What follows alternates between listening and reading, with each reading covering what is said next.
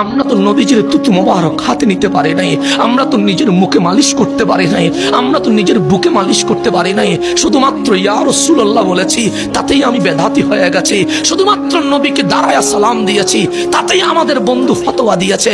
তারা কি ওই বুখারীর হাদিসটা পড়ে নাই? হযরত উরওয়া বলে, রাসূল ওযু করতে লাগলেন, কানু ইয়াকতাতিলুনা, নবীজির সাহাবায়ে কেরাম আজকে আপনারা ভিড় করছেন মাহফিল শোনার জন্য।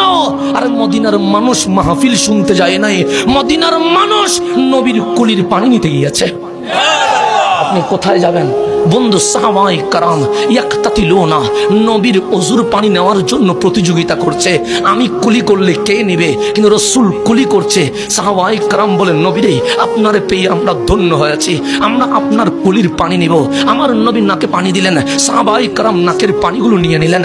আমার নবী কদম মোবারক দ্রুত করলেন, সাহাবায়ে কেরাম নিয়ে নিলেন। হযরত উরওয়া বলছে, যারা সামনে ছিল ওরা নবীর ওযুর পানি মুখে বুকে পিঠে লাগাইলো, কিন্তু যারা দূরে ছিল ওরা তো পায় নাই। তো ওরা যারা পায় নাই ওদের কি হয়েছে? যে যারা পায় নাই ওরা সামনের দিকে এসে যারা পেয়েছে তাদের পিঠে মুখে বুকে চুমু দিয়া বলে, তুমি তো ধন্য হয়েছ, নবীর ওযুর পানি পেয়েছ। আমি যেহেতু পাই নাই, তোমার চুমা দিয়া নবীর ওযুর পানিটা একটু বরকত নিতে চায়। সাহাবায়ে কেরাম আমাদেরকে নবীর তাজিম শিখিয়ে দিয়ে গেছে।